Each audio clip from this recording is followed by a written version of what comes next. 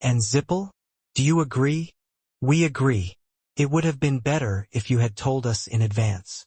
When Ronald spoke, Octavia seemed to calm her anger. Ronald didn't seem like her superior, but he wasn't in a position to be ignored either. Consider it the price for kidnapping the Truth Dragon in the past. As they began to enter the conference room, the crowd waiting outside cheered. Not only Tychon, but journalists from all over the world, except for Huffaster, had gathered. They were sketching ceaselessly and taking notes of their appearance in their notebooks. It wasn't an unofficial meeting. People from around the world were disillusioned by the fact that the truce agreement between Zippel and Runcandle had been broken long ago, but they had hope in this conference, directly organized by Jean. The conference room was filled with refreshments and simple food prepared by Latrie. Sandra had gone crazy over the cookies when she had visited Tychon with Baradin last time, but now she didn't react. Instead, surprisingly, Octavia's eyes widened in surprise after taking a bite of the cookie. During the brief meal, formalities were exchanged, and as soon as it ended, Yuria entered the conference room.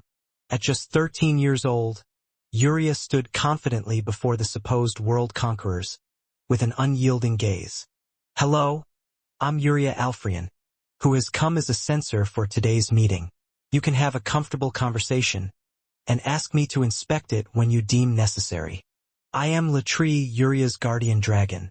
If a situation arises where there may be problems with the censorship process, I will let you know in advance," Latrie added. At both their bold and friendly self-introduction, Jean smiled wholeheartedly without realizing it. Starting a meeting crucial to the fate of the world with cute orphans makes me smile. I've been bothered by the use of the term orphans since before. It reminds me that there is a world where people can't even use the word orphan. What does orphan mean? Jean had heard the term orphan, used by Witch Hilurum on Soderet's recording device. It didn't seem like a simple metaphor. Jean had been curious about it already. He remembered how Quicantle had told Murakan that the expression seemed strangely familiar to him. It means exactly what it sounds like. It refers to someone who has lost both parents. You shouldn't ignore that Yuria is the daughter of Sir Kashmir and Lady Elisa. At those words, Orgel smiled significantly. Before your biological parents existed, there were parents who brought you into existence. You mean God? It's a presence beyond. Have Sir Bishkal and Margiela received this information from Orgel? I've got it. Yuria. At Jin's call, Yuria nodded. Sir Bishkal and Lady Margiela, please look into my eyes for a moment. If it's true, a blue light in the form of a rope will appear between the three of us, and if it's false, a red rope will form. Yuria resonated with Latrie and met the eyes of the two, and after about 3 minutes, a blue rope formed between them. They're not lying, Brother Jean. Even if what Orgel said was false, at least they explained it to Bishkal and Margiela that way. Orgel didn't seem willing to give them false information. I have no intention of telling a lie, even if there's no truth contractor, Jean Runcandle. The reason the world is in its current state is because the parents of life have perished. It's a nonsensical story. Anyway, it seems to be related to the purpose of Kinsalow that I've heard about. It's something that's beside the point. First of all, why don't we take a look at each other's cards?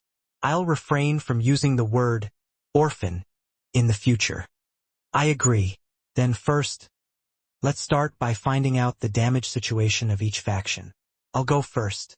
Except for my wound and the wounds of Talaris Nim, and the wounds of the Snow-Toad Mort, the Vamal Alliance and its allies have suffered no casualties. Has the Master of the Hidden Palace recovered?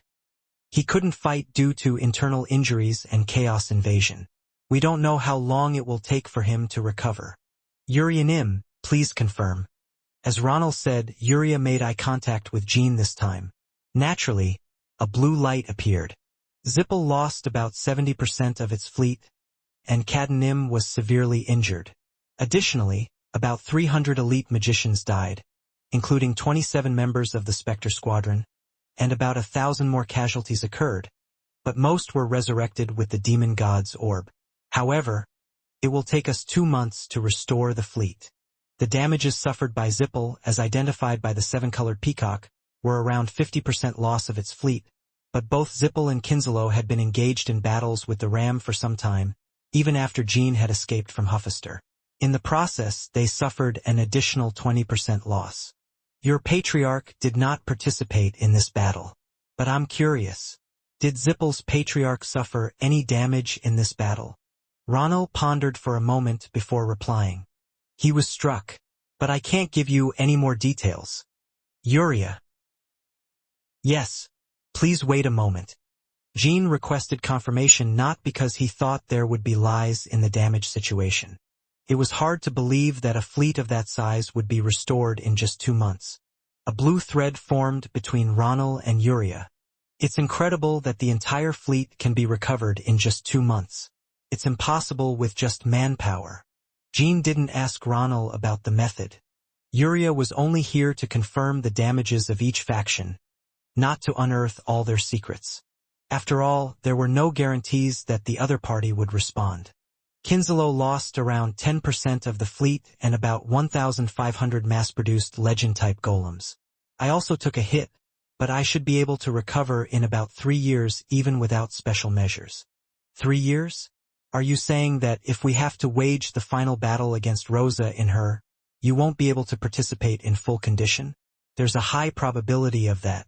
We're in a situation where we can't even guarantee tomorrow, let alone 3 years. Yes. If I had been in perfect condition from the start, things wouldn't have turned out like this. You may not know it, but she's no longer human. She has become a goddess. A goddess. She is an evil goddess, born from chaos. And everyone seems worried about when Rosa will move. Let me tell you one thing. It will take at least a year before she moves herself. Until then, there will be no threat of world destruction. Still, it's less than 3 years, knowing that she can recover without special measures. She probably has a way to accelerate her recovery if the worst-case scenario happens. That's right. What do you base your belief that Rosa will take at least a year to move on? As a goddess, don't you think there's an adaptation phase? She also needs to supply offerings for divine powers. As you know, Rosa and the Protopha use all life, including humans, as sacrifices. Do you know that, on that day, all humans in the city of Kalen will become sacrifices? I expected as much. In the future, more lives, including humans, will become sacrifices for Rosa. If we want to reduce that number even a little, we must fight only once. I guess we must strike when we can defeat the Garden of Swords in one blow, said Hito. Yes, Zippel's butler. If it doesn't matter how many humans die, it's fine to attempt multiple attacks. Putting aside ethical issues, it's also possible that complications may arise if we provoke Rosa and the speed of obtaining sacrifices unnecessarily increases. This time Octavia spoke up, and Orgel nodded. That's obvious, but there's something more important. Orgel's gaze fell on Jean. Jean Runcandle must be able to defeat Rosa in a one-on-one battle. This meant nothing less than that. Is it because I'm immune to chaos? That Jean was immune to chaos was no longer a secret.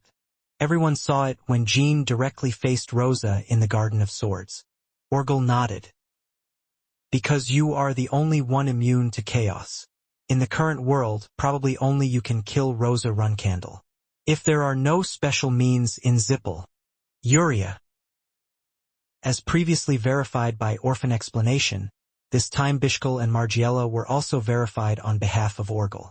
Once again, everything Orgel said turned out to be true. If one is not immune to chaos, then even if there is a person who becomes a Genesis Knight, will they not be able to kill Rosa? Yes, if your father could return from the Black Sea immediately and join the battle, the situation might change.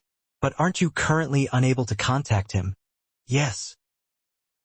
Jean didn't bother to hide the content about Siren this time. This time, Ronald requested verification.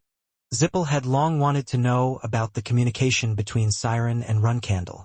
Of course, a blue thread was revealed between Jean and Yuria. There was a moment of silence.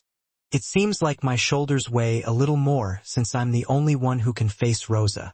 Kinslow still has a variable called Orgel's recovery. But does Zippel have no moves to counter? There is. I didn't expect to be so relieved to hear that the enemy has hidden strength. Please tell me what it is. I suppose it's a question that needs an answer. After all, we're dealing with the public enemy.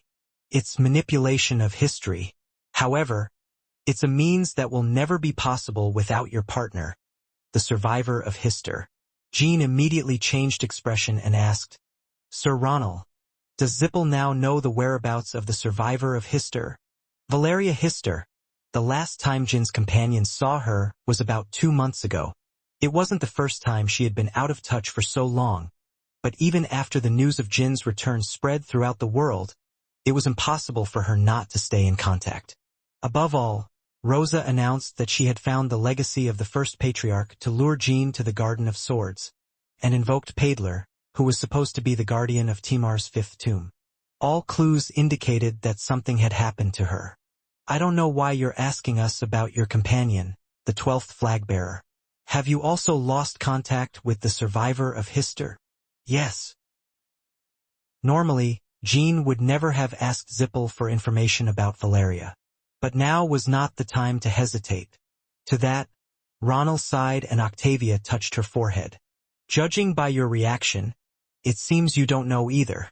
Yes, we don't know. Still, I have to check. Yuria. When the power of truth was used, a blue thread appeared between Ronald, Octavia, and Yuria.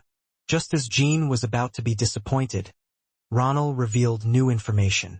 Instead, we know the area where the survivor of Hister was last estimated to have disappeared. Zippel had been tracking Timar's tomb for 1,000 years, and this time was no different. While Valeria was tracking, Zippel was also searching for Timar's tomb. Where is it? Ronald exchanged glances with Octavia. Octavia nodded as if it was okay to say. Huffister, there's a cave in the 5th eastern region of Caldron. When we got there were traces of record magic. The survivor of Hister left the trail? Yes. The blue window of record magic was left in the cave. Did you see the blue window yourself? Yes. I was tracking the survivor of Hister myself.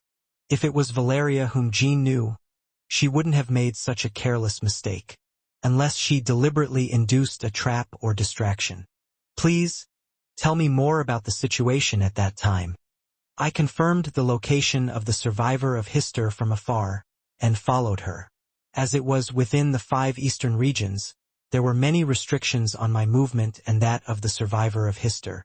There was a 3-day chase in the snowfield of Caldron, and she entered a cave with a single entrance and a single exit. And she disappeared, leaving behind the blue window of record magic? Yes, that's it. There were no signs of fleeing from the cave. I wondered if the survivor of Hister had learned invisibility or teleportation spells at the Temple of Succession. But there were no traces of any other magic being used except record magic. A person cannot disappear like that unless the snow toad Mort exists. That's why we thought Mort rescued the survivor of Hister. Since the hidden palace is no longer neutral, it is no different from an ally of yours, sir. Did you continue investigating the Caldron cave after that? I couldn't. Right after that, the 3rd flag-bearer of Runcandle started watching it. I really have to go now. Anyway, I'll send you a letter to Tychon if there's any further progress. Perhaps your sister can soon find a clue about the 5th tomb of Timar. What Valeria said before Jean left for La Ferosa. Luncia had been tracking Timar's tomb for a long time. She was also one of the 3 siblings Jean knew nothing about their current status. Given the circumstances, it is very likely that the 3rd flag-bearer of Runcandle also knew the location of the survivor of Hister. No, I must say it with certainty. The 3rd flag-bearer and her knights were camped around that cave. Jean sighed, suppressing his emotions. Neither Mary nor the Tawna siblings, nor the late Jordan nor the resistance survivors, knew anything about Luncia. To the point that Dyphus took Luncia's place, to deal with the aftermath of Gleek subjugation. As expected, elder sister Luncia, is she tainted by chaos? However, even though they were unknown, Jean hoped that Luncia's state was that. Otherwise, it would be impossible for her not to have rebelled. Sir Ronald, Did you encounter elder sister Luncia? The situation was urgent, so I couldn't approach the third flag-bearer. However, the snowfield of Caldron was full of nights tainted by chaos. Yuria revealed that everything Ronald had said was true. Luncia's invasion was nothing but a certainty. What's the possibility that the survivor Hister was kidnapped by elder sister Luncia? If the third flag-bearer found something that I didn't find in that cave that day, it's not impossible. Jean looked at Orgel again. He smiled as if he knew why. Why do you doubt me? Because I have the ability to move through dimensions. We know nothing about the survivor Hister. It was as he said when Yuria confirmed the Ivliano siblings. If Zippel and Kinzelo didn't know it, they wouldn't have caught Valeria. Jean was convinced of it. If Rosa had gotten hold of my master, she would have used it to intimidate me already. She should have used the master even after calling me to the Garden of Swords. In the Garden of Swords, Rosa didn't say anything more about Valeria. There were some things Jean didn't ask, but the decisive reason would have been that there was no way to use her. Of course, Jean and the great forces gathered here are not the only ones tracking Timar's tomb in the world. The imperial family, which owns Timar's left arm, was also searching for a tomb. But if the imperial family captured Valeria, it's impossible for Zippel not to know. As long as they don't betray Zippel and stick to Runcandle. Jean decided to ask openly. Sir Ronald, is the relationship between Zippel and the imperial family still the same? The imperial family has no capability to catch the survivor of Hister, even less without the knowledge of our family. Jean, you seem obsessed with the survivor of Hister. I don't think it's because you want to restore my history through her, or use Zippel's history manipulation to attack the Garden of Swords. Do you think I would have such a repulsive thought? She's my companion. Jean showed a hint of anger at Orgel's words. Anyway, it seems that for the time being you'll be frantic to find her. I'll handle that problem. Now, let's get back to the topic of the Garden of Swords. No, this is still related to the Garden of Swords, Jean. Have you forgotten? You're the only opponent to Rosa Runcandle right now. It means you cannot act recklessly. I agree with Sir Orgel on this matter, 12th flag-bearer. If you're looking for the survivor of Hister right now, of course you'll have to first head to the 5 eastern regions, right? And I think you probably know the state of Huphester better than anyone. The world has reached a point where Zippel and Kinzelo are worried about me, especially Zippel, who is concerned about Hister's safety. It feels strange. I try to save her because she's my companion, but also because I need her skills to oppose the Garden of Swords. Her skills are not only needed by you, perhaps to continue developing the space-time device they stole from us. It's embarrassing to hear you say that. You don't have to because our clan didn't handle it properly. But at this point, it would be better for you to reconsider going to Huphester for Hister. Ronald spoke emotionlessly, but Jean heard his calm voice saying, I promise to retrieve it someday.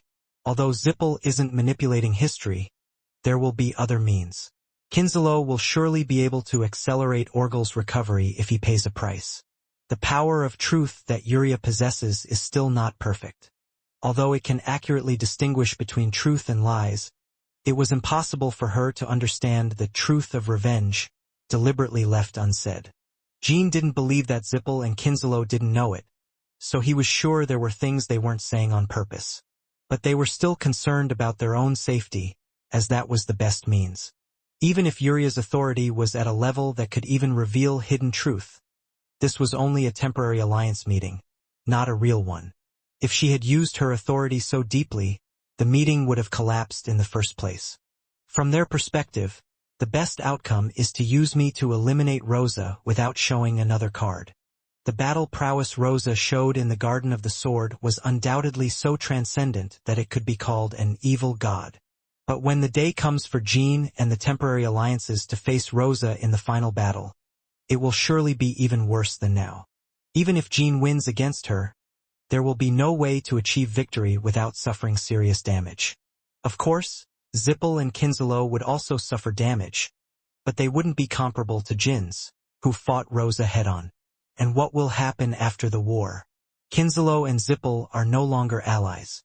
Although Jean wins the war against Rosa, he is very likely to encounter stronger enemies when he is weaker. Of course, Jean had no intention of leaving them like that. They don't know that Valeria is not just a key to a spacetime device, but also the key to completing the Golden Armada. 1 year.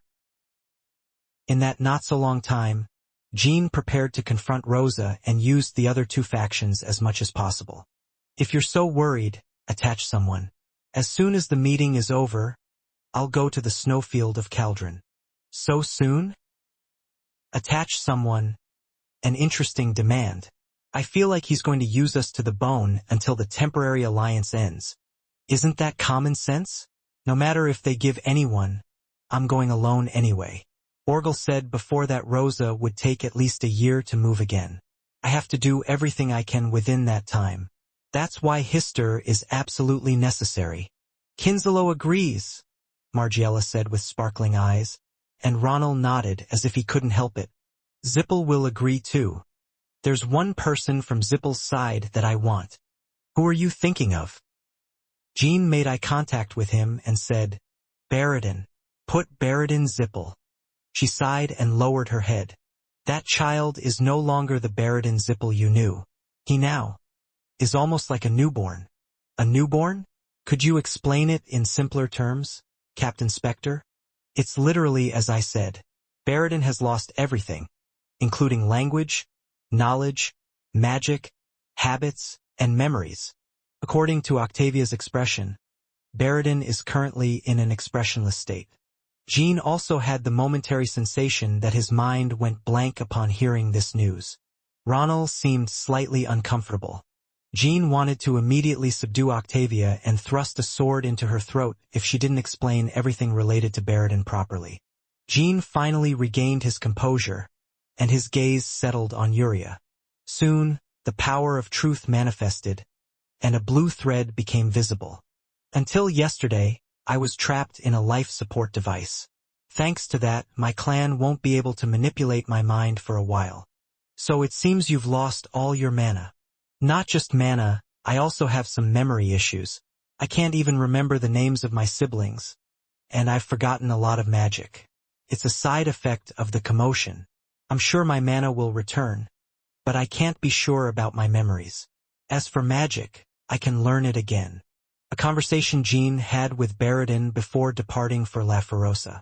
At that time, despite starting to lose his memories, Baradin didn't forget a single thing about Jean and Dante. Upon returning to the human world, Jean felt uneasy upon learning that Baradin hadn't engaged in any external activities during his absence. Over time, his anxiety became reality and weighed heavily on Jin's mind. Unconsciously, he found himself staring at Sandra. She seemed different from usual, as if she too had been affected by Baradin's experimentation. Are you really saying he can't remember anything? I know very well that Baradin is close to you and to the Sword Emperor Castle Lord, so I asked him a lot about you because I hoped it would help him. But he didn't remember anything. Jean couldn't speak for a while and struggled to contain his anger. This was a negotiation room. It wasn't a meeting to resolve personal grievances or resentments. Moreover, Jean was the host of the meeting and the representative of the Vamal Alliance and its allies. Octavia didn't underestimate Jean for acting this way. She simply thought that, despite having almost the strongest power in the world, he still had a youthful side. It was imperative to deal with that aspect before it disappeared. Baradin is our young patriarch, and he was by far the most talented person of the next generation of our clan. His disintegration is even more heart-wrenching and painful for us than it is for you. Jean didn't know what to do with Baradin immediately. The idea that Valeria's record magic would be useful briefly crossed his mind. But it was only a hope. You're talking nonsense. You're the ones who made Baradin like this. It's probably a side effect of the living golem experiment. You experimented on a person to make him look like that. I won't deny it, but that doesn't mean it's not painful. So what are you going to do with Baradin from now on? We'll find a way to make him normal again, whatever it takes. The blue thread appeared again. Jean stared at the thread for a while and then closed his eyes once. Even with your luxurious demon god stone, it's not easy, is it? In the first place, that child is not responsible. Anyway, because of that, I couldn't send Baradin. Instead, Hedonim here will do the hard work for you. Since he is the strongest tower guardian on the Zippel side, we will send Zephyrin. Yes, even if Rosa Runcandle suddenly appears in the 5 eastern regions, you won't die in vain. It seems this part is more or less settled.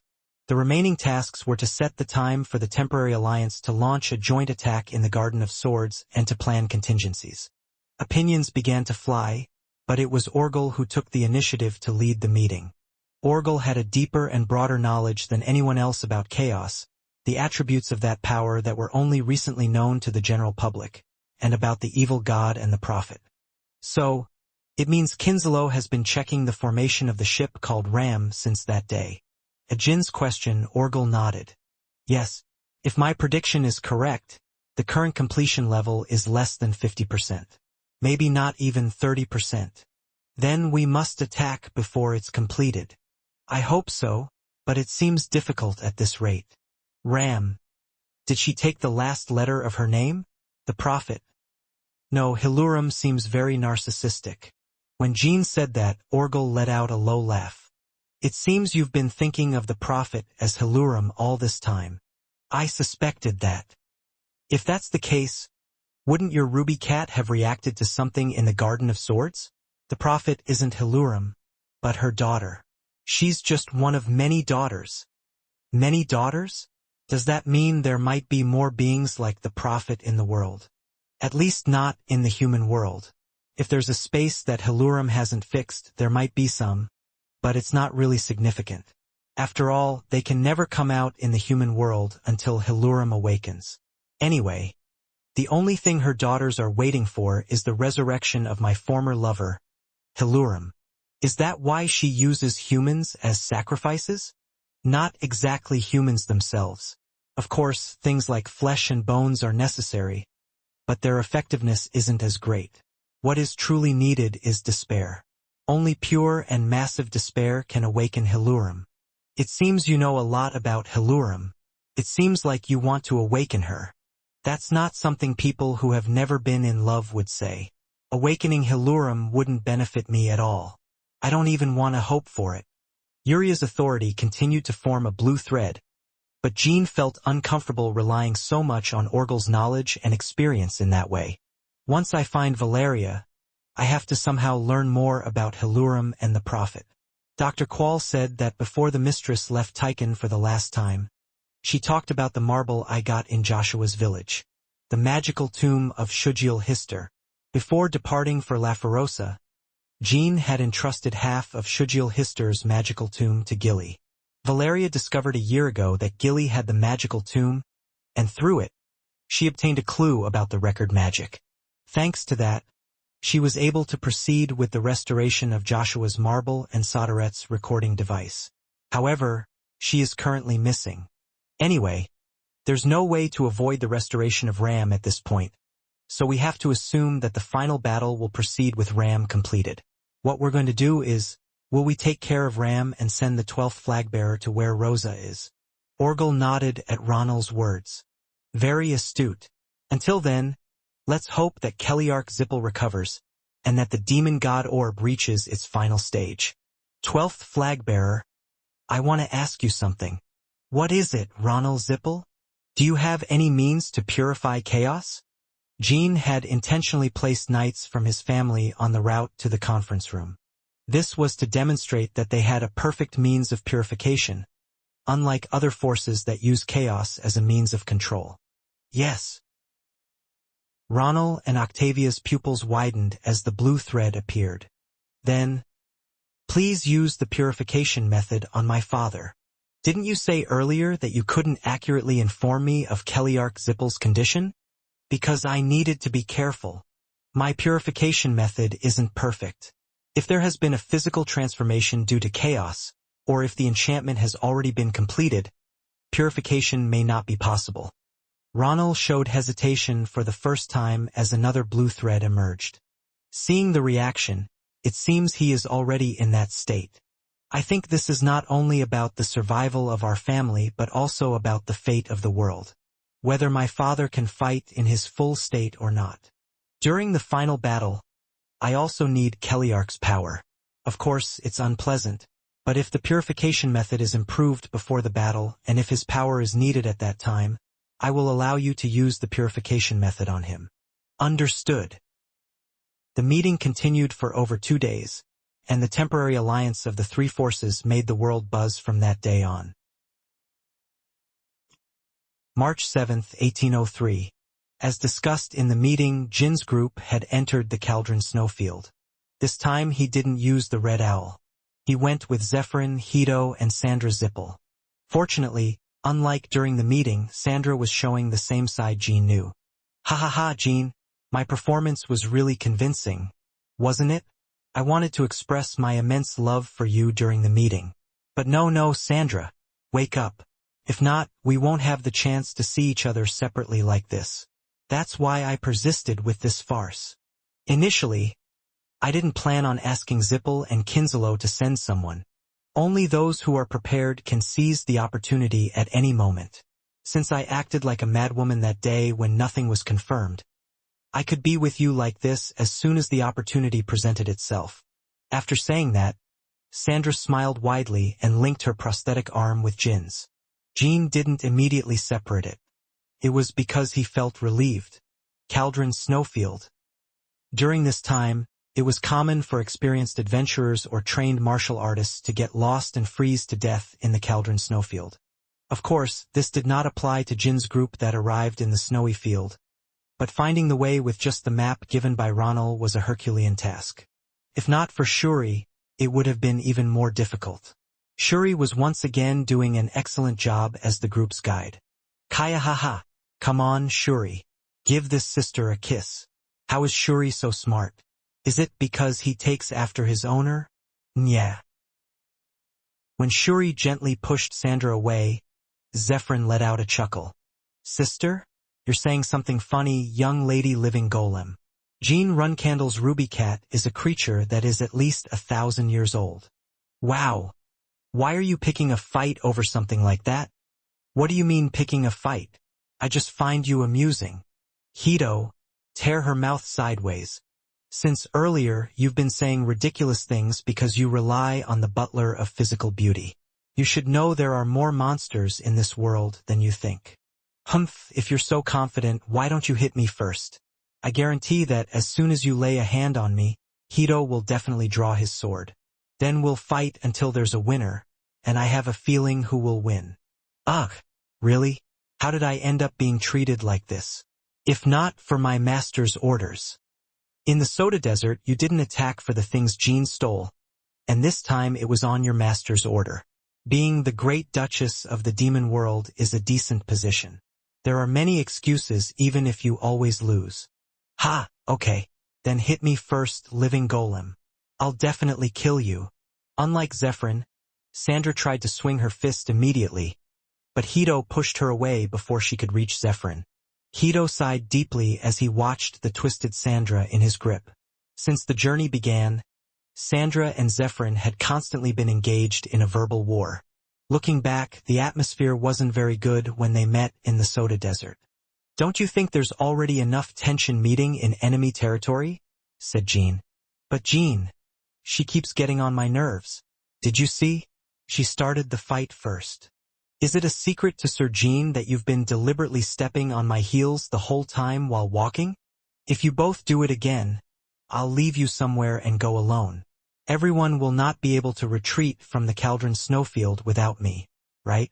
Sandra and Zephyrin shut their mouths at the same time. Great composure. Damn it. If I told my master that I was thrown out for fighting with a living golem, he would treat me worse than this. Sandra took Jin's words literally, and Zephyrin knew it wasn't an empty promise. When the two fell silent in an instant, Hito felt resentment towards Jean for finally intervening. The group moved forward in silence. It was a very slow pace. Since Ronald's last visit to the snowfield, knights tainted with chaos had camped here. As soon as they were discovered, the Garden of Swords would send the main force. In the worst case, Rosa might come in person.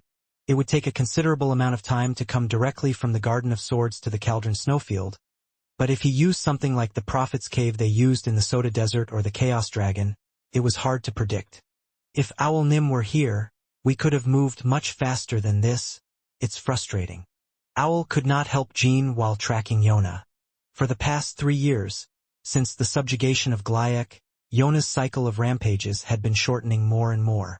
Jin's heart ached when he thought of Yona. I also have to use the purifier with my sister. We must find her before the invasion is complete. According to the news Owl had sent to Tychon a few days ago, Yona had not yet reached total invasion. The Vamal Alliance could not find Yona better than Nameless. Jean felt a bit bittersweet realizing that even with such great power, he still lacked the ability to protect his family and clan. Then he felt he could understand his father, Siren, a bit better. They spent 3 days erasing their tracks.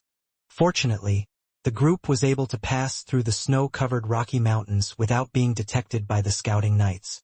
But they couldn't get any additional information about Valeria during their journey.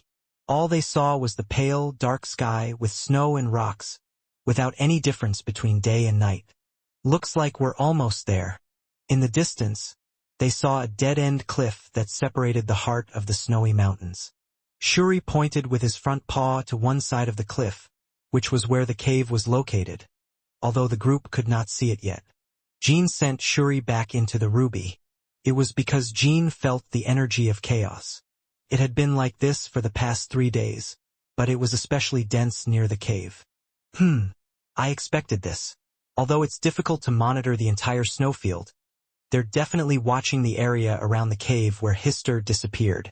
If they intend to enter the cave, it seems we won't be able to avoid a battle from now on. 12th Flagbearer. Zephyrin and Hito said. Since it's an expected problem, we'll enter. Do you understand there are many variables from here on? Honestly, I don't know. I wonder if the risk of saving the Hister survivor is worth it. That's not something you need to decide, Zephyrin. There's no such thing as a tyrant.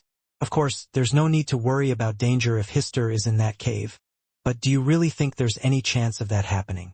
Hey, our companion disappeared over there. Whether there's a chance or not, isn't it reasonable to check? Don't demons have a sense of camaraderie? I hear barking from somewhere.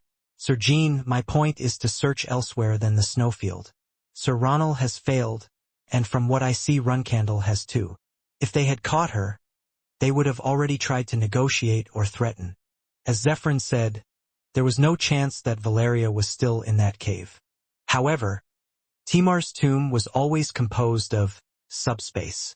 In Baulai of the Great Plains of Ans, on the coast of the Schutzern Kingdom, in the subspace of the Cat Tribe, and in the Wantaramo Forest.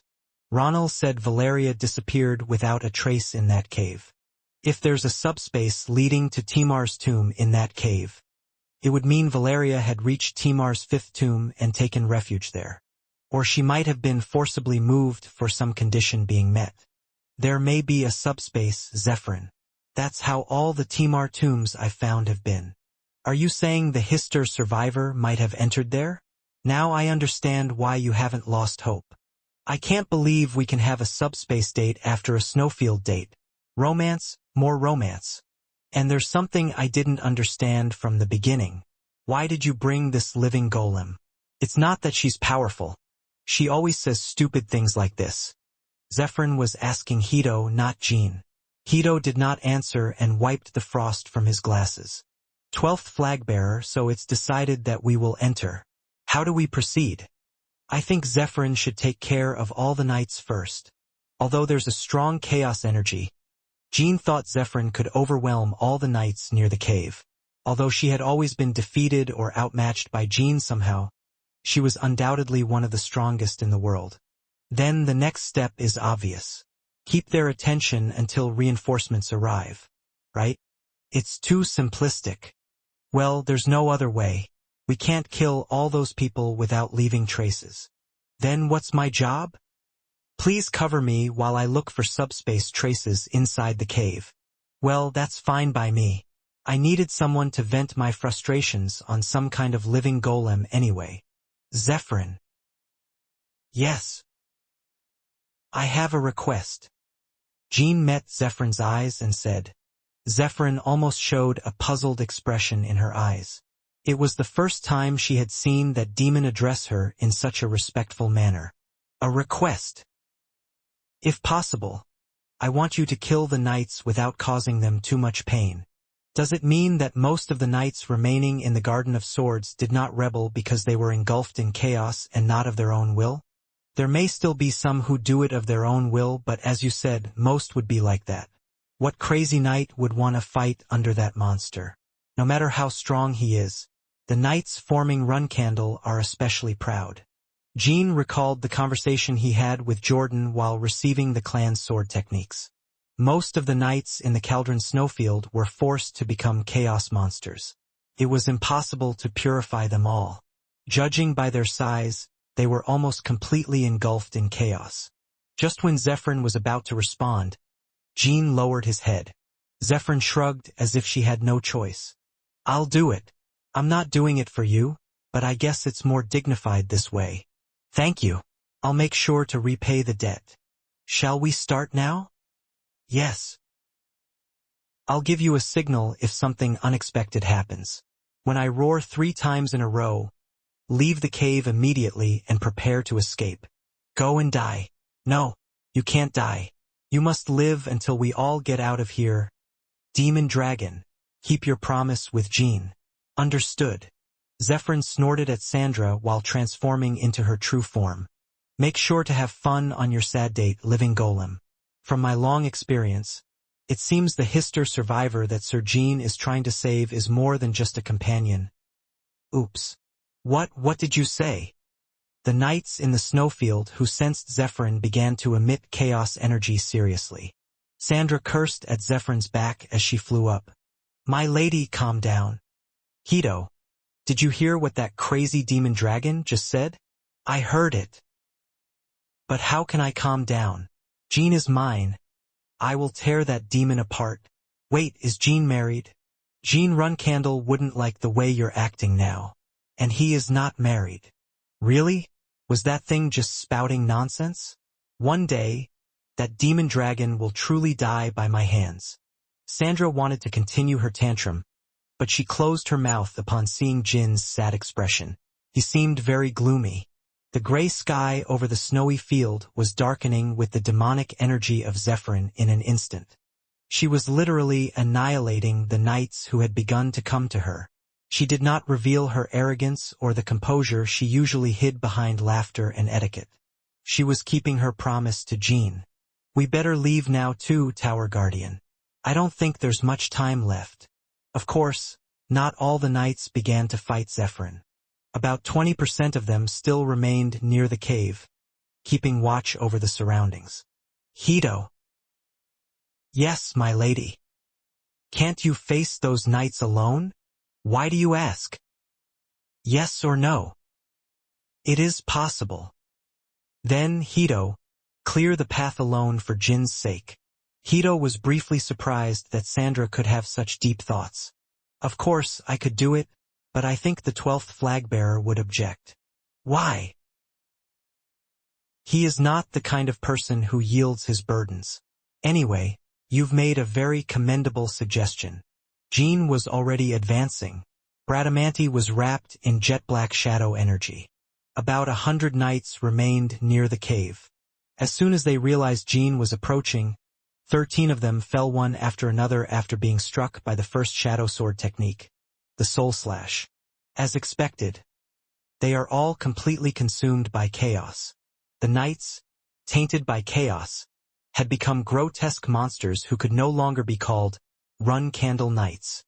Their twisted arms wielded their swords grotesquely, and their legs, transformed into spines, spilled chaos with each step they took. Their pupils were as dark as coals, and only dark breaths and screams flowed from their mouths. Jean swung his sword to finish them all in an instant. It was the only thing he could do for those who had given their lives to the clan as knights. Rosa, I will definitely make you pay for what you have done. Hito didn't even need to draw his sword. To be precise, he had judged it would be better not to help after seeing Jin's swordsmanship. Not a single unnecessary movement. It's like Siren Nim's sword. In terms of precision, it lacked nothing compared to Siren's sword. Hito watched Jin's sword as if admiring a great work of art, momentarily forgetting his position and beliefs. What's with that silly expression? Don't tell me Hito has also fallen for Jin. I was just a little surprised, my lady. Those who haven't seen Siren Nim's sword in person will think the 12th flagbearer has become a Genesis Knight. Just a few years ago, he was almost killed by Hito in the Soda Desert. Back then, Hito overpowered Jin and his companions, but now, what are you talking about? Can you win? I don't think so. I expected it since he fought alone in the Garden of Swords, but it's a different feeling seeing it up close. Sandra laughed as if it was something to be proud of. See, if it's Jin, there's definitely a chance. I didn't think so at first either, so it's not Hito's fault. So, why not do what I told you last time? Oh, you scared me. Hito slashed a bolt of demonic energy that had fallen near Sandra. Zephyrin was calmly extending shockwaves towards Sandra, while facing the knights tainted by chaos. Ha, that's very low. Despite being a few thousand years old, she acts like a child. While they talked and moved, Jin had already dealt with more than half of the knights remaining near the cave. In front of the cave were those believed to have been Black Knights or high-ranking executives of the Black Sword Association, or high-ranking knights in charge of law enforcement. As Jin cut down the knights and approached them, their chaotic energy increased. I wonder if they were hiding their power. A total of 15. Their mutant state took a form different from the previous Chaos Knights. It was a stable form like a well-crafted doll, rather than a distorted and strange form. It seems they haven't lost their minds yet. The eyes were also similar to those of ordinary humans, not black holes, but chaos horns and blades that strengthened throughout their bodies like Rosa. I am Jin Runcandle, the 12th flag-bearer. State your name. You are disqualified from being a flag-bearer, traitor Jin. The man in the middle of the group stepped forward. Although his face was somewhat deformed, Jin had never seen him before. Because of this fact, Jin assumed his opponent was a Black Knight. It seems you wore a black helmet in the past. Now that Rosa has embraced chaos, it seems she has significantly reorganized. But until then, it was a truly glorious helmet. Why are you standing there looking like that? Whether you wore the black helmet or not, the duty of the family swords is only to fight for the family. The knights you are killing have only changed for the Runcandle. I heard from Uncle Jordan that not many people have willingly become monsters. If the existence of such a family were allowed, would Runcandle have existed until now? Runcandle was originally composed of domination, command, and power. That means you are a group that sincerely sympathized with Rosa's rebellion, unlike the others. You just want to fulfill your personal desire to become the Patriarch, traitor. That's why you've already formed an alliance with the rest of the forces. Thanks to Rosa Nim, Runcandle has finally become the best in the world. But do you know what? If they hadn't betrayed you, Rosa Nim would have made you the Patriarch. Hook. The shadow energy staining Bradamanti disappeared. What do you think would have happened to Runcandle and even the Huffister Alliance without Rosa Nim? Surely Zippel and Kinselo would have trampled them and begged for an alliance. I will show you no mercy, and do not try to deceive me. Instead of shadow energy, a fiery aura enveloped Bradamanti. At the same time, a flash of light streaked, and the right arm of the Black Knight speaking with Jin was severed. Although an acceleration was less than the light speed thrust with lightning energy added, it was enough. As befitting its original name, the Sword of the Secret Technique. Don't you think I knew you were buying time, making excuses until reinforcements arrived? The fallen right arm of the Black Knight regenerated quickly. Then, he prepared to retaliate, but Jin had already cleared other knights and made his way to the rear. Do you think you avoided it? I cleared the path to cut off your arms in the first place. The regenerating right arm was severed again, and the retaliating left arm also fell to the ground. Then Jin grabbed his horn and slammed his head into the ground. Arg! I told you, I will show you no mercy. While the Black Knight was trampled and writhing in pain, the remaining knights drew their swords at Jin. Jean calmly received all their attacks while remaining still. Shockwaves spread, and the knights charging at him bounced back as if hitting a wall. All vomited black chaos like blood and trembled in pain. Be grateful that I'm busy. I'd love to give each of you a beating, but I can't afford that luxury. Jean said it, but the knights attacking him felt pain beyond their bones, unlike the other knights being killed by Zephyrin. By then, Hito had also joined and began dealing with the remaining knights. Hito didn't intentionally intensify their pain, but as he naturally wielded a more destructive type of sword than Jean, it ended up that way. 5 minutes. It barely took that time to deal with the 15 knights, including the Black Knight, who in the past were the highest-ranking knights. It said they are the strongest in the world for a reason, but Jean was already aware of the decline in the class of the Chaos-Tainted Knights, except in special cases like Stam. Rather, if the knights had not accepted chaos, it would have taken more time. Rosa and the Prophet chose to increase their overall strength, even if it meant diminishing individual strength. Or maybe they can only do it while accepting chaos. Jean plunged his sword into the back of the Black Knight under his feet. There is no one you seek inside. You won't find them. Are those your last pathetic words? We already know Hister is not in the Garden of Swords. At those words, the Black Knight smiled. Yes, as you said, because the redhead is already dead. Haha. What? When Jean reacted, the Black Knight smiled amusingly. After a few seconds, Jean stopped moving and stared at him. He was fumbling with something in his arms. Jean almost let out a roar when he saw what it was. What the Black Knight had pulled out was a handful of red hair. But instead of reacting, Jean decided to regain his composure and ignited a blue flame in the palm of his hand. I told you not to joke around. If it were a head instead of hair, I might have believed you a bit more. As the flame dropped like a bead of water onto the Black Knight's back, a blue fire erupted over his entire body in an instant. A heart-wrenching scream followed. Oh! If you continue searching for Hister's body, you too will die in this land. The Black Knight couldn't finish his words and was completely reduced to ashes. Jean turned his gaze towards the interior of the cave, hoping Valeria was still alive. Jin's hand, which was holding the red hair, trembled slightly as he entered the cave. Outside, Zephyrin was also brusquely organizing things. First of all, the knights accompanying her did not have the anti-air capability to face a dragon like Zephyrin. Humph, that unfortunate demon dragon is strong. It seems to be almost over. If Hito does well, will you lose? It's not over yet, Sandra Zippel. Really? It looks like things have been settled. Reinforcements are on the way. Sandra tilted her head and looked at Hito as if asking what he meant. What do you mean? 12th flag bearer. Focus, Tower Guardian. At first, I thought the chaos energy was concentrated only near the cave, but as soon as the battle started, I could feel the faint chaos energy coming from far away. Hito, who closed his eyes once and raised his senses, immediately showed an expression of surprise.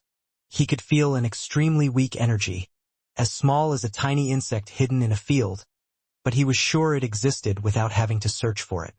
It was an energy that could never be detected without concentrating, especially in a snowstorm in the Caldron snowfield. Did you feel it without even concentrating? I've been able to feel chaos more acutely for some time now. It's not just one place. The energy is coming from all the snowfields. They will probably be here within an hour, and there will likely be more reinforcements behind them. If he could feel such a weak chaos energy more than an hour away, then the scale of the presence would be huge when they met face to face. Tower Guardian, can you inform Zephyrin of the situation? At those words, Sandra's eyes lit up like a lantern. Go quickly, hurry up, and come back as late as possible.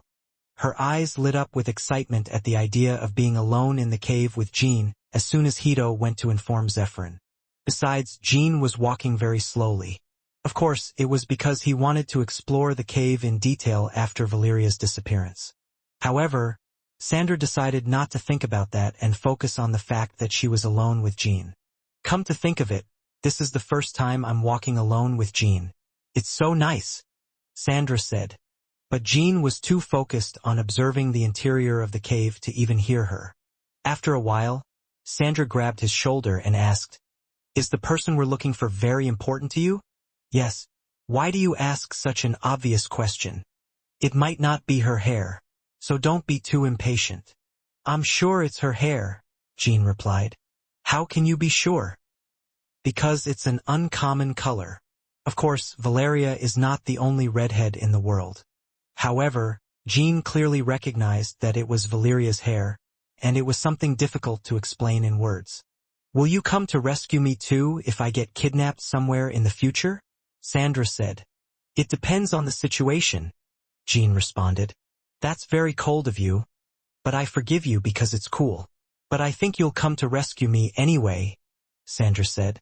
"I don't want to go through something like this again, so always stay with the Tower Guardian."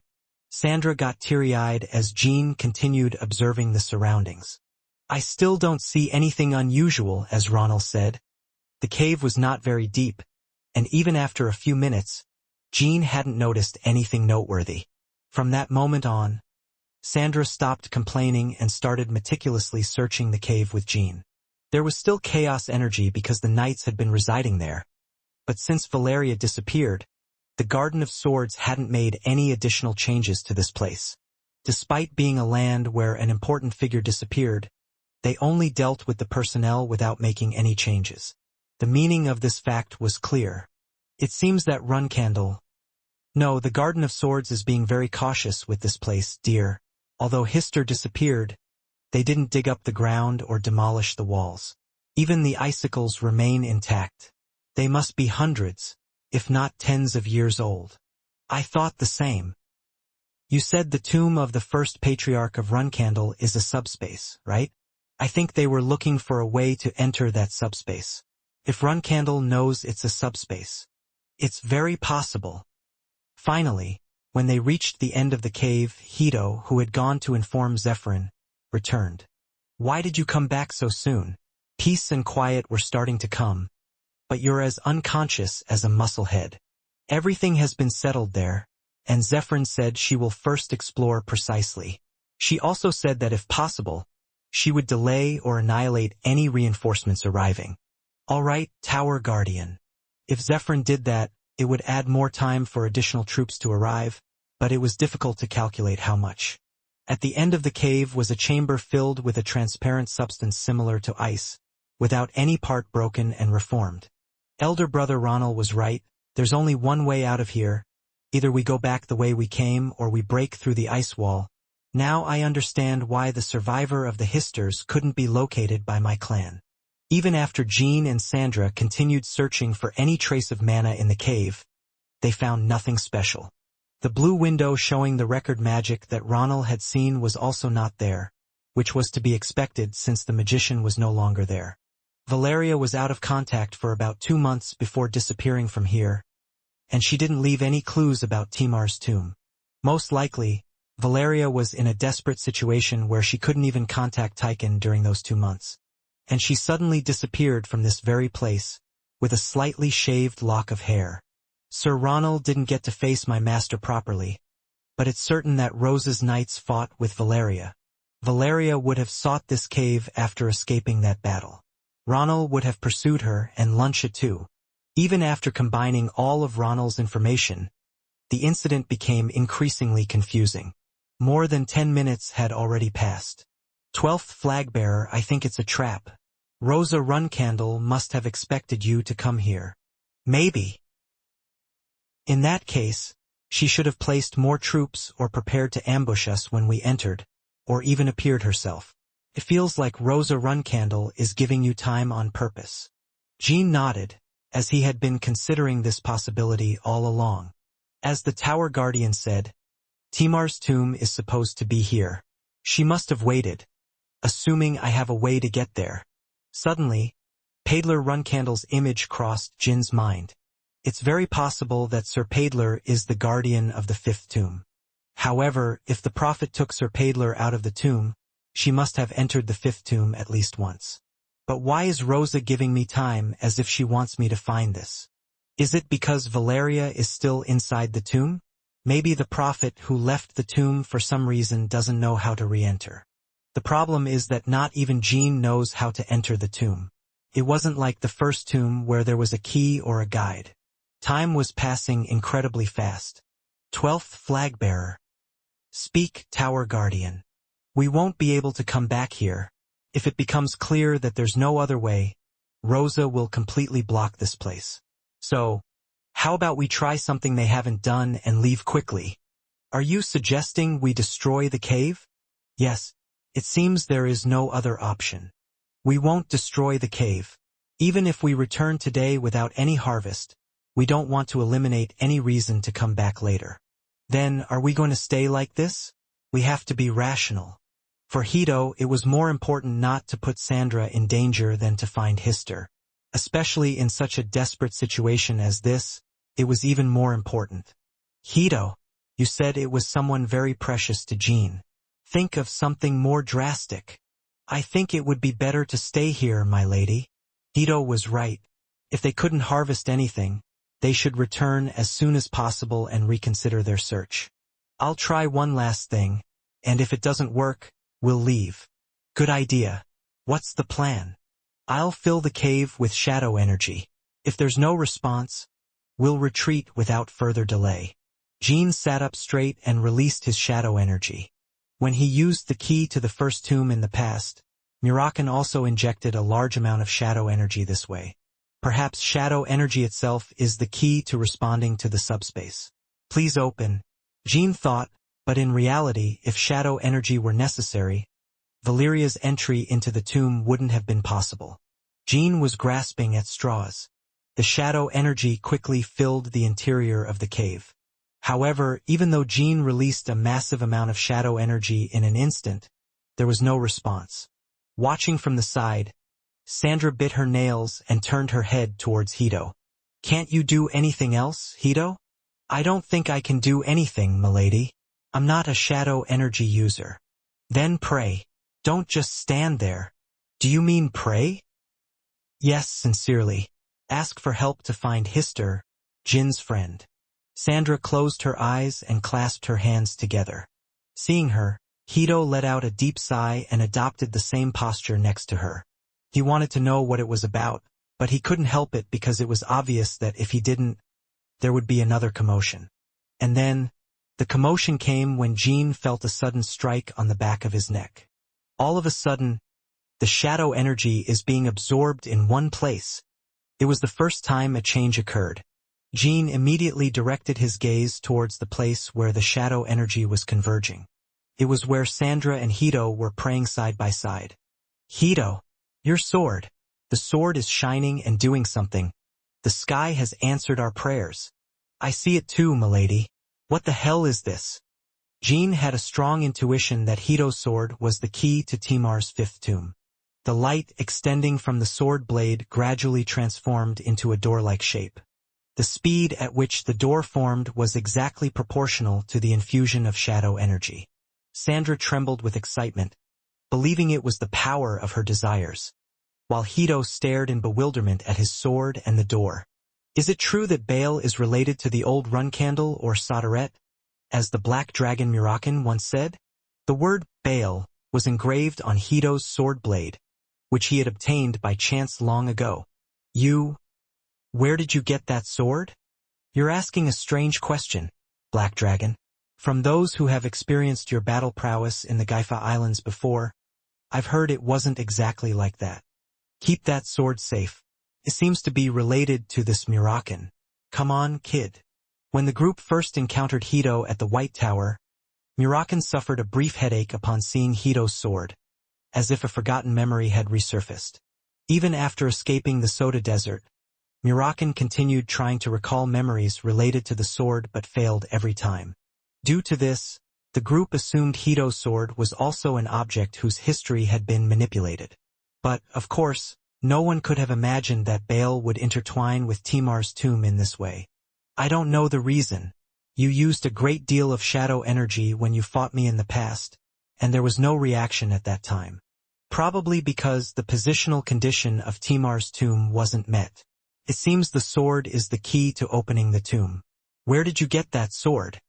I obtained it by defeating a monster in the Black Sea when I was younger. I'd like to hear more details about that later. Anyway, thanks to your sword, we have Hope, Tower Guardian. Thank you. Coincidence, it was almost pure coincidence that Jean brought Hito to the Cauldron Snowfield this time. However, Jean thought that if his sword had a story about Runcandle, it might not be a coincidence but fate. 12th Flag Bearer. When the portal is complete, do you intend to enter it? Yes. I will enter too. No, my lady. You cannot go, Sandra. Both Jean and Hito spoke at the same time. Why not? We don't know what might happen inside. If the Hister survivor is alive, she might have entered and never come out. I agree. This is a different matter from when we arrived at the Cauldron Snowfield. If this door leads to Timar's tomb, we can't predict what will happen inside. It could mean that escaping is impossible. What about you, Jean? You are Rosa's only opponent. What if you enter alone and die? Timar's tomb is a tribute that my god and ancestors left for Runcandle. I have wandered these tombs and never been in danger. Also, I've always been able to escape through the shadow energy when I wanted. Of course, this was a lie. Jean had almost died at the hands of guardians in most of the tombs, and in the fourth, he didn't know how to get out and had to wait endlessly with Valeria. However, since Yuria wasn't here now, Sandra had no way of confirming the truth. Even if it was confirmed, Jean planned to enter alone. We can't wait here during that time. We don't know how long it will take or what the situation will be. So we have to think about what to do, my lady, the demon dragon, and I. Based on my experience so far, I might return to the human world in 1 or 2 days. We can't wait here that long. I know, so please return. As long as Rosa doesn't come in person, I can escape in any situation. I won't leave you alone. Sandra, please. First of all, although Jean had become very close to Sandra, she and Hito were clearly Zippel people. Jean couldn't take them to Timar's tomb. Even so, you can't go alone. Although it was friendly before, this tomb could be hostile to Jean. Hito and I can be of help. Moreover, just opening the door has exhausted Jean. When the door was fully formed, Jean felt a great exhaustion, as Sandra had said. Jean consumed all his shadow energy just by opening the door. I think the amount of shadow energy used is several times more than Murakan used in the first tomb. Although Jean had aura and mana, he wouldn't be able to fight with full strength if he encountered a tough opponent inside. And what about the third flag bearer of Runcandle? It's a problem even if there's a third flag bearer, not Rosa when you return. You have to deal with the third flag bearer alone in a tired state, right in the middle of enemy territory. The third flag bearer of Runcandle, Luncia Runcandle. Ronal said she herself led the pursuit team and chased Valeria, but they had yet to see Luncia. The group speculated that she might be among the reinforcements expected to arrive. When Jean tried to enter the door, Sandra rushed in that direction first. Hito immediately tried to stop her but soon realized it wasn't necessary. Thud. Ugh. A shockwave occurred when Sandra approached the door, bouncing her back. Damn it. What is this? Hito, see if it bounces you back too. The same happened to Hito when he tried to approach with superhuman strength. As soon as he touched the door, he could no longer advance, as if blocked by a wall. I have a feeling there might be problems with the door if I keep pushing, milady. Desist. However, Jean didn't experience the same phenomenon at all. 12th flag bearer. Jean looked back at Hito. If possible, stay inside the tomb for at least 3 days. That way, we can return and ask for help from Kinsalo. Hito concluded that using the dimensional portal of the leader was the best option for now, and Jean immediately agreed. Understood. Please make sure to do so. Also, when we come out of the tomb, if we return to this cave, release all possible energy. We will use that as a signal to ask the leader to open the dimensional portal. Despite your appearance, it seems your brain processes information very quickly, Tower Guardian. Seems like a good idea. That would give me more peace of mind. I'll put Orgel on standby as soon as possible. Good luck. Jean. When Jean was about to enter the door, Sandra hugged him and said, "Remember this. If by chance only your companion returns alive to Tychon, I will do whatever is necessary to kill that person." Jin's head immediately throbbed, realizing that Sandra wasn't joking, but he still smiled and replied, "I'll keep that in mind." As soon as Jin entered the door, the light forming from Bale disappeared. Sandra stared for a while at the spot where Jin had vanished, and Hito patted her shoulder. In Timar's fifth tomb, the darkness was so dense it felt like being in Glyek's abyss. Valeria! Even when Jin shouted Valeria's name, there was no echo. Jin didn't have the same feeling of comfort he had in the other tombs, and he wondered if it was due to anxiety or something else. "Unlike the tombs I've passed through in the past, I don't feel the shadow energy guiding me. There are no traces of damage caused by Zippel or other forces. Is there another reason?" He had no choice but to explore the tomb by himself. "Naya!" Shuri emerged from the ruby, and Jin immediately began searching the vast desert of the subspace on Shuri's back. The flow of time in the subspace was different from the human world. Jin had experienced time flowing much faster in the human world. "Where are you, Valeria?" After an hour of searching with no progress, Jin started to feel uneasy. Then, Shuri stopped walking and pointed with her front paw. "Naya, Naya!" There was something transparent shining like crystal, emitting a faint light that was about to fade. Jin recognized it as a mana fragment taking the form of a window. It was a fragment of record magic. In this direction, these are the traces left by Valeria. Jin's heart began to race. The record magic not only served to find past records, but also to leave marks like this one. Either it's very old, or it was left in a state where there was almost no mana left, given how faint the trace is. Above all, the fact that the magic remained meant that the caster was still alive. Only then could Jin breathe deeply for the first time. "She's not dead. Definitely, my master is still in this subspace." Jin's heart filled with the conviction that he could save her. However, as he followed the direction indicated by Valeria's mana fragment, he felt an unpleasant energy approaching instead of Valeria's magic. It was pure and enormous chaos energy, qualitatively incomparable to what he had felt in the Cauldron snowfield.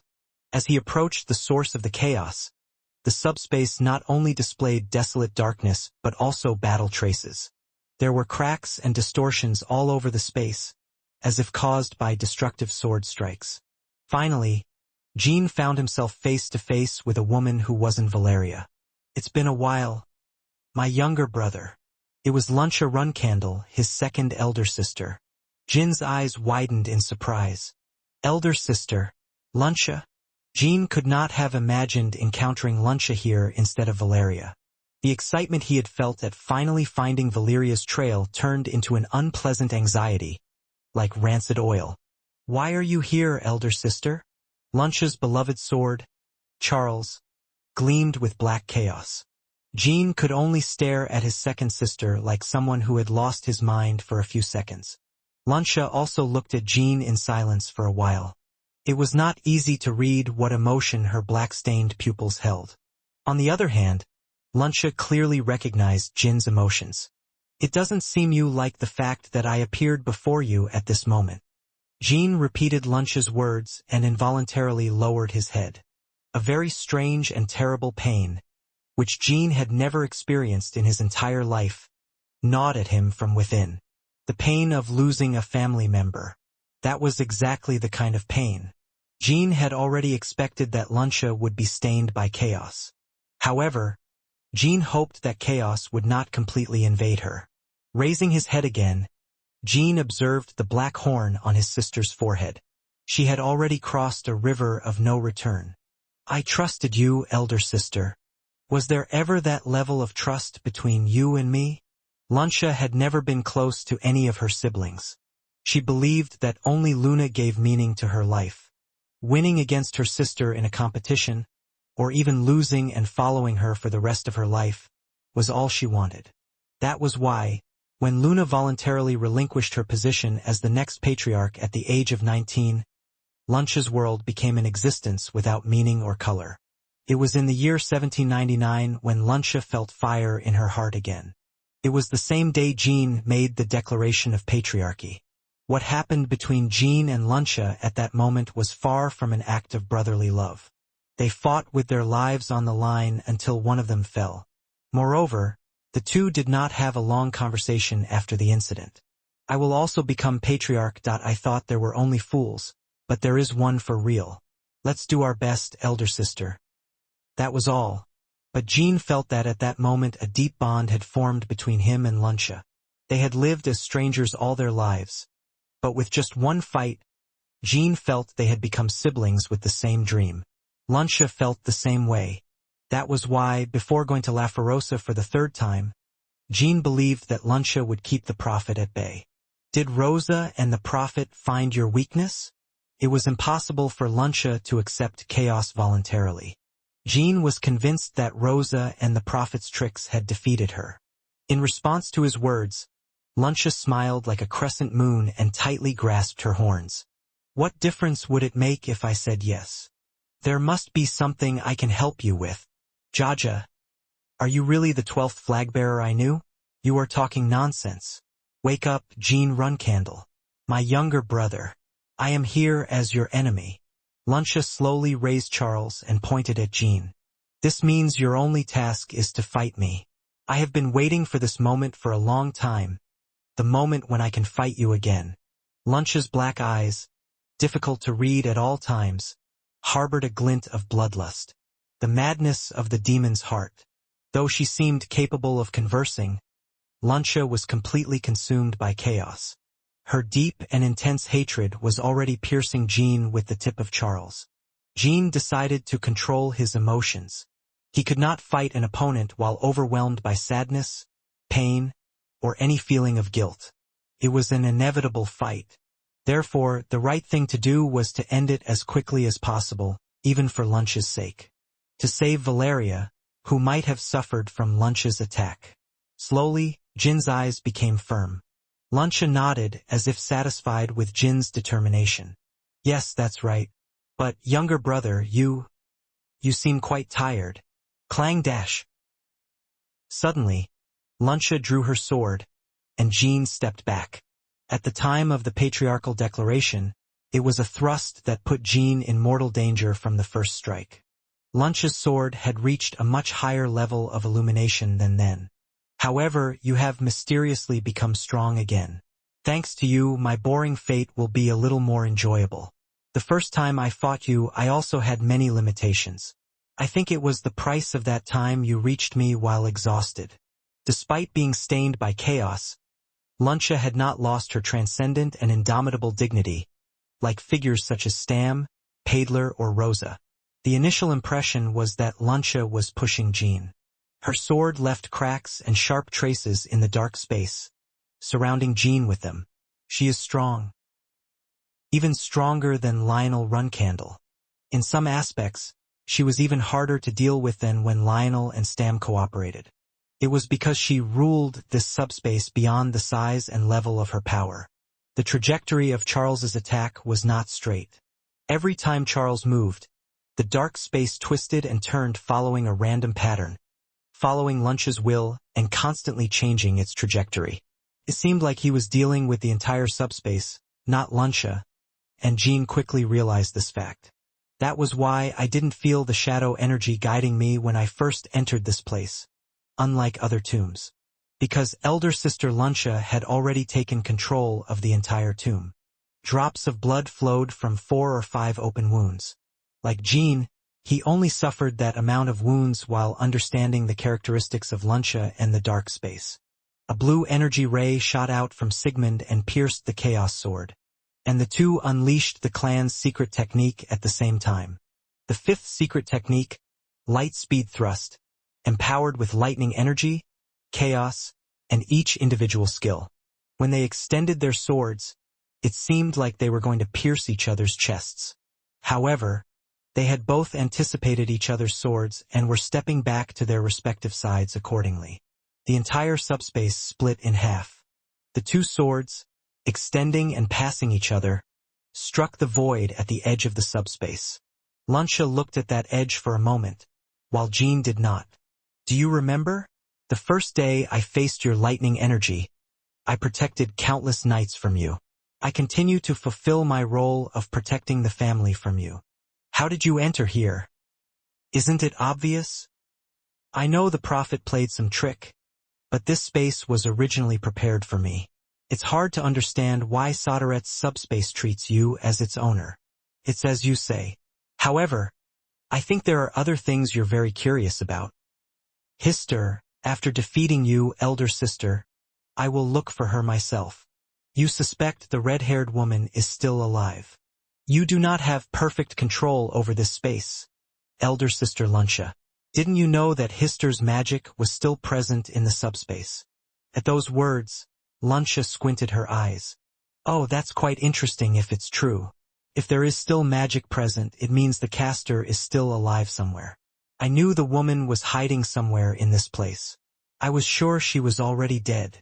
Is it because you inflicted significant damage on Hister, elder sister? Luncia nodded. That's right. If that woman were still alive, it would probably be the result of accepting chaos. She wouldn't have survived if she didn't have exceptional healing abilities. Jean did not react sensitively to those words. That won't happen, elder sister. If that were the case, the magic I saw should have already been contaminated with chaos energy. Anyway, thanks to you, I am even more convinced that Hister is still alive. Now all that's left is to defeat me and save that woman. Saying this, Luncia showed her displeasure for the first time. You and elder sister Luna always think that way. You always believe you can defeat your opponents and take what you want, no matter the situation. It has always been that way. This time will be no different. The subspace began to vibrate in response to Luncia's anger. Jean could not know if her sudden outburst was simply madness or if there was another reason behind it. Jean decided to regain his composure. Luncia's words did not hurt him, because none of those words had been spoken by the real Luncia Runcandle. Even Ron Hyran had resented Jean in the abyss of Gleek. Soon I will stop the madness that enveloped you. The aura accumulated in Jin's light heart. Prolonging the battle is disadvantageous. Firstly, Jean started the battle exhausted, while Luncia was in perfect condition. Furthermore, she is using the entire subspace as her own energy, and even if she gets hurt, she seems to recover immediately thanks to the chaos energy. Jean needed to end her with a single strike if possible. I have to consider the combat situation after leaving the subspace, but it's better to rely on Zippel and Kinzelo in that regard. If Jean tried clumsily to conserve his strength, he would not be able to avoid serious injuries. Trying to unleash the sword of the day you made the declaration, are you?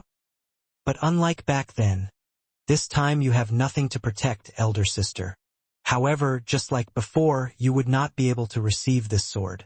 While Jean continued his words and began to unleash his sword, Luncia smiled in satisfaction. The first form of the ultimate shadow sword technique, open. Along with a shockwave, a massive force and energy violently shook the space, causing the existing fissures to spew out bloody chaos. In the unstable space, the two individuals stared at each other for a few seconds. Jean was the first to close the distance. His shining blue sword and his body moved like light, charging towards Luncia. Crack! An earthquake occurred as Sigmund and Charles clashed. In the first exchange after unleashing the Sword of Legends, Jean realized that Luncia had become even stronger than before. Elder Sister Mary's Volcano? The seventh final movement independently transformed by Mary Runcandle. Her volcano is used as a strengthening technique, unlike the original self-destruction mechanism. Jean had never heard of Mary teaching Luncia her volcano. No, it's different. Mary's volcano exerts great pressure on the user's body but doesn't completely destroy it. However, the volcano that Luncia unleashed was tearing every part of her body apart continuously. Like a statue breaking, every part of Luncia's body was tearing and exploding, repeating the regeneration process in an instant. In other words, Luncia just changed the form of the explosion and essentially received a similar discharge to the original while unleashing the volcano. It was possible due to her chaos-induced regeneration and her transcendently strong body. Jean felt sadness and regret facing such formidable power. It was because the bloodline with the potential to become a powerful sword of this generation ended up becoming a monster. This is the sword I prepared for you, younger brother. Chaos users I've experienced so far have no qualms about breaking their bodies. Not just those without power but also those who have it mostly acted the same. Ron, Smarion, Stam, Lionel, Paidler, and Luncia, whom Jean had faced. Only Ron Hyran finally overcame his madness and ascended to the rank of Genesis Knight, and the significance behind that fact was clear. Only those who are cautious about breaking themselves can move to the next stage. Otherwise, they can only end up jumping into the fire like a moth. What do you mean by that? Elder sister, you've become stronger, but that's all. You're already vomiting blood. Even as her body broke and regenerated repeatedly without rest, Luncia remained stable. On the other hand, Jean gradually retreated from the moment he started attacking seriously. The three powers Jean possessed were organically connected and supplemented the deficient parts of each attribute. Since shadow energy is the core of enhancement among them, it was logical that now that it was depleted, he lacked in all aspects compared to usual. Of course, you must still have hidden sword techniques. Show them to me. I want to feel excited. With a crazed laugh resonating like a maniac's, Luncia became increasingly fierce as the fight intensified. Is madness covering the pain? Jean thought as he watched her thrash. Jin's movements gradually slowed, unlike Luncia, who ran rampant. Luncia judged that Jin's physical strength was consumed faster because he was quite exhausted when he arrived here, and it was actually true. Jean was just becoming more cautious, waiting for the opportunity to end the fight with a single blow. It seems you know everything, right? Jean mocked. Stop the nonsense. This is my last battle, Luncia replied. Bones trembled and quivered. As Luncia's sword increased in speed, Jean could feel Charles digging deeper into his flesh. It's not that Jean gained nothing. It seems there are gaps in her regeneration. In real-time combat, there are inevitably physical limitations that can cause a fighter's body to break down. The intervals between attacks were so short that only someone as skilled as Jean could detect them. Jean analyzed the pattern of those intervals. Although they were irregular to the point of being unpredictable, Jean felt he could impose his own rules. He would guide Luncia's attack patterns in the direction he desired. I don't have Elder Sister Goddess of Battle's senses, but it's possible as long as Elder Sister Luncia doesn't stop. Jin's swordsmanship began to take on a form as smooth as water. Luncia thought this was the countermeasure Jean chose. Of course, that doesn't mean Luncia didn't prepare anything. She expected Jean to have some countermeasures. But she couldn't follow Jin's movements because she lost her mind.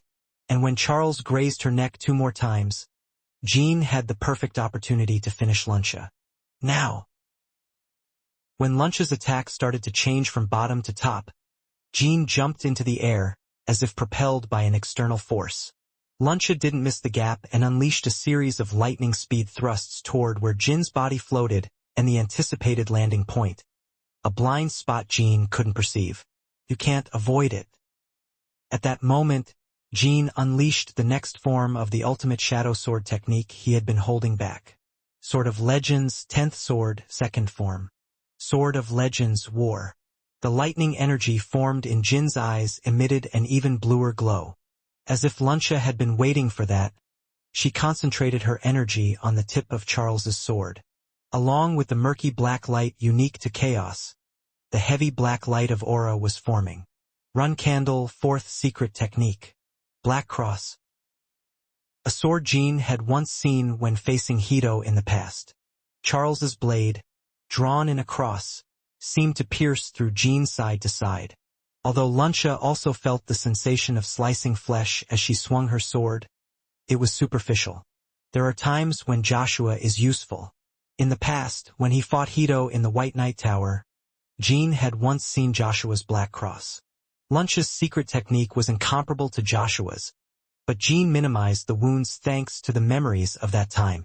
Soon, the Black Cross sword technique surrounded Jean, drawing a massive circle, and in the middle of it, a black sword energy in the shape of a cross erupted, instantly enveloping Jean.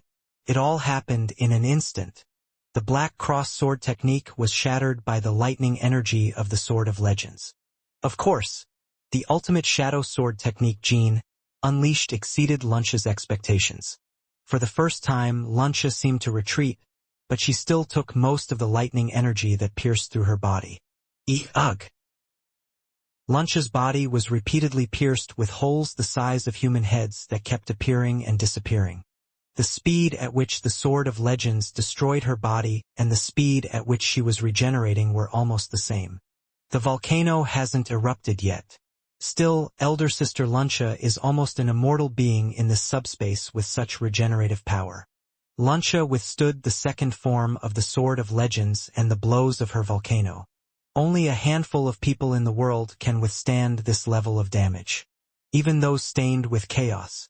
Originally, Luncha couldn't do it, but the reason she endured was the subspace of Luncha. All the chaos energy composing this subspace was no different from Luncha herself. In other words, Luncha is using all the subspace energy originally created by Solderet. That means Jean had to destroy an entire subspace to kill her. As long as the chaos energy remained in the subspace, it was impossible to kill Luncha. Luncha, who had been thrown by the shockwave of the Sword of Legends, struggled like a trapped beast.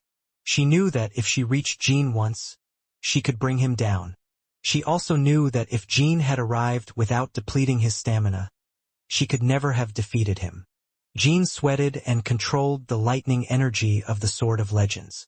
He had reached the point where he experienced no backlash, but he couldn't stop the rapid consumption of his aura. Luncha was right. If Jean had entered the tomb with his shadow energy fully intact, the situation might have been the same, but the result would have been different. If Jean had his shadow energy, he would surely have won the battle even if he had fought this kind of exhausting power battle with Luncha and her subspace. But not now.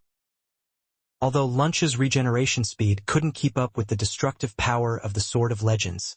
In the end, when the battle came to an end, Jin's energy would deplete first. Even if Jean added his mana from now on, it was the same. It was quite dangerous to add mana to the unleashed second form of the Sword of Legends. If an inevitable gap occurred when using mana, the precarious power struggle would tilt towards Luncha immediately, and since the subspace is a dead world, Jean couldn't summon Tess. Luncha's stride approaching Jean gradually widened. Even as Luncha's body twisted, the sword she held, Charles, pointed at Jean precisely without moving, like a haunted ghost. You must be tired and frustrated. I understand. It's unfair. At Luncha's words, Jean closed his eyes once. However, the decisive moment for Jean was now. He had no intention of risking his life by adding more mana or unleashing more aura beyond his limit to face her, who had all the subspace energy. The last move Jean had kept to face her, who was connected to the subspace, was his shadow energy. Connection point. Jean had been convinced from the start of the battle that there would be a connection point between Luncha and the subspace.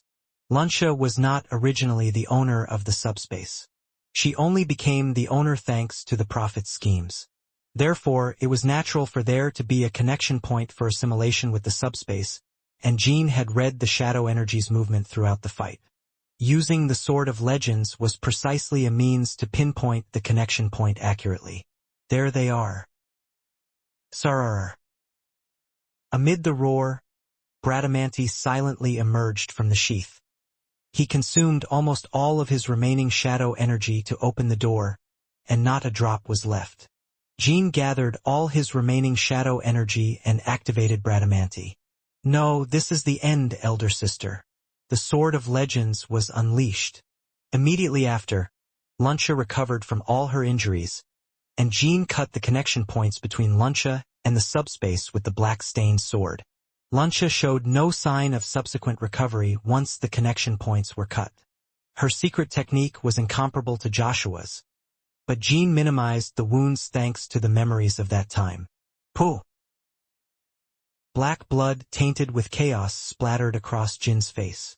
Luncha, who relentlessly wielded her sword despite her body being in tatters, finally ceased moving. Ha! Disconnected points that seemed severed like threads could be seen behind Luncia. The connection points tried to converge back into Luncia, but were blocked by the shockwaves left by the sword of the reign of the King of Legends. Chaos particles like black rain fell between the cracks of the subspace. Jean stabbed a sister who, in his view, had homogeneity within her.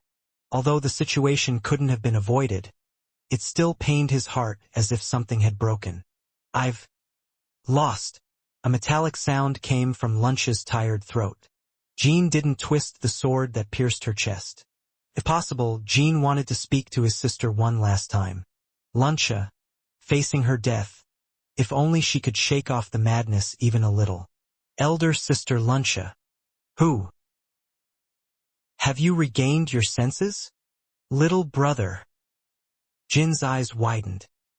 Luncia's reason was returning. Luncia slowly grasped the Bradamanti sword. Her eyes, alternating between the sword and Jean, were no longer filled with the darkness of chaos. Suddenly overwhelmed by emotions, Luncia closed her eyes tightly for a moment. I did something terrible to you. She began to push the blade out of her body with the few remaining strengths she had.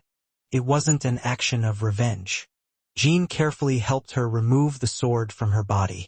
Every time he moved or exerted force, hardened flesh fell like stones. As soon as the sword was out, Luncia breathed slowly. Jean didn't know what to say to her. You had no choice but to stab me. Jean had only seen a human regain reason even after being completely engulfed by chaos once before. It was when Ron Hyran became a Genesis Knight, but Luncia's reason for returning seemed different from his. She wasn't a Genesis Knight like Ron. There couldn't have been a better option than this. If it weren't for you, I would have had to endure meaningless years dominated by this dark space and chaos. How did it come to this? Luncia responded with a bitter smile.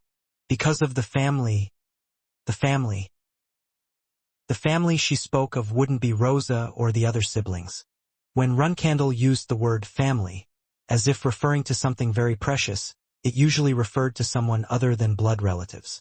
A nanny who played a more genuine paternal role than the parents, companions formed during the growth process, someone who gave their heart, or siblings who became intimate in very special cases. So Jean immediately thought of a person's name. Nanny Leesham. Did Rosa and the Prophet take Leesham hostage? Leesham is Luncia Runcandle's nanny. Before starting the battle, Jean asked Luncia if she had any weak points, because he had Leesham in mind from the beginning. Luncia nodded. My nanny asked me for a favor.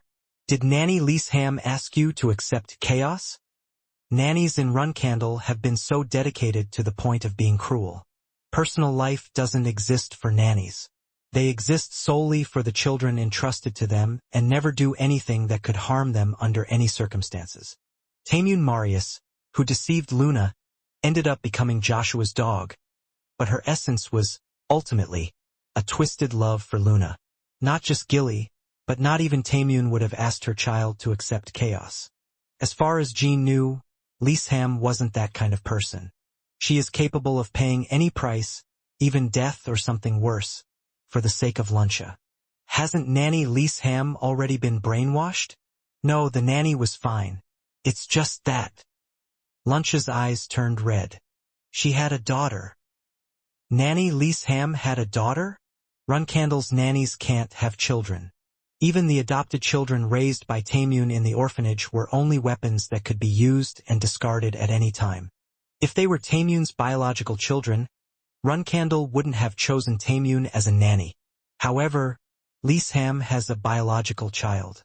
Even without hearing it, Jean seemed to know the unpleasant circumstances that would follow. When I was in the Castle of Storms, my nanny was away for about a year.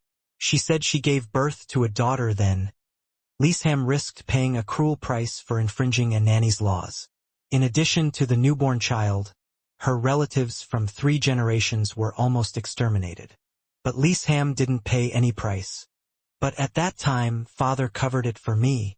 At that time, Siren covered Lisham's misdeed and saved her daughter and her relatives with a single word. It was the first time a nanny had broken the family's law at the time, and Siren covered it up.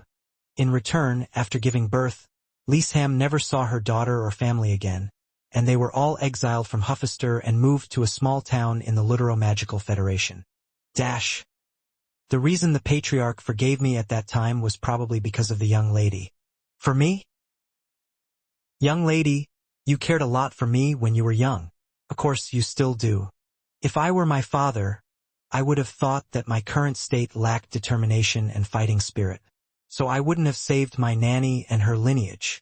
But I am alive, young lady, and now, though I am old and don't have much time left, after that day, the daughter I never saw again lives a normal and happy life with her family. A peaceful and happy life. Ha! Rosanim said she would kill them all now. Since it was originally the patriarch's work, even Rosanim didn't know where the girl lived. But Lady Alina found out. What, get up. Nanny, what are you doing? I have dedicated my entire life to you, young lady.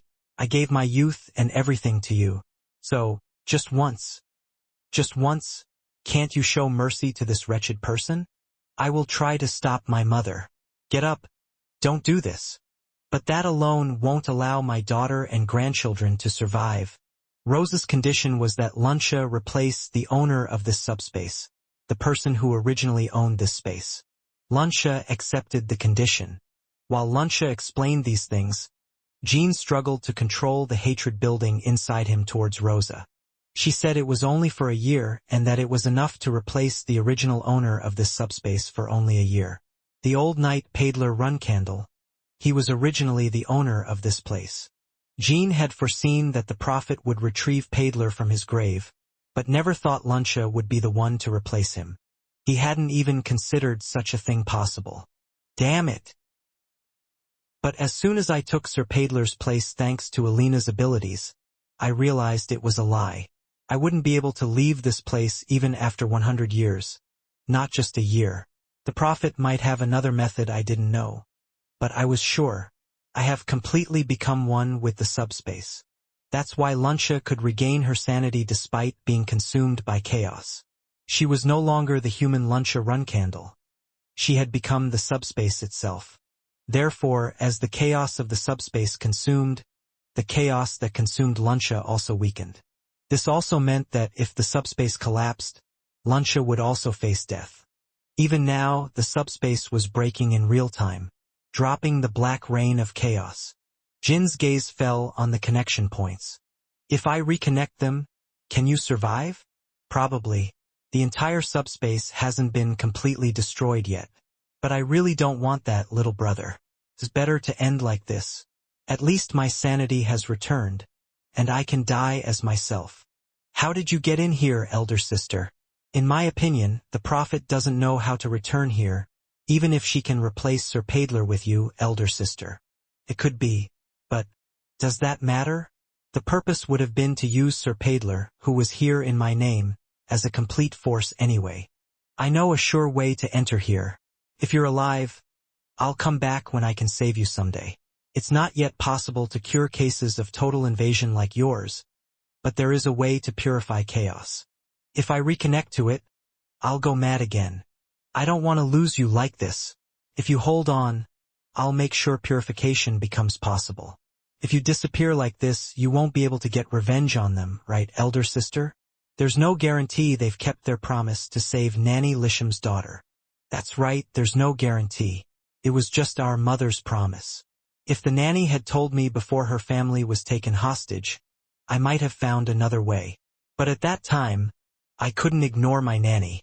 If it were me, I wouldn't have been able to ignore Gilly either.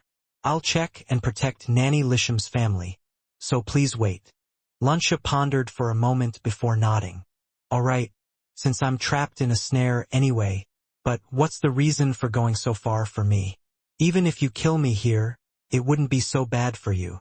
Then, we couldn't become a better family, elder sister. Jean grabbed the connection points. Jean, if I regain the power of the subspace now, I'll connect you after finding Hister. If you have enough strength to move, please help me. You said Hister is hidden somewhere in this subspace. Agreed.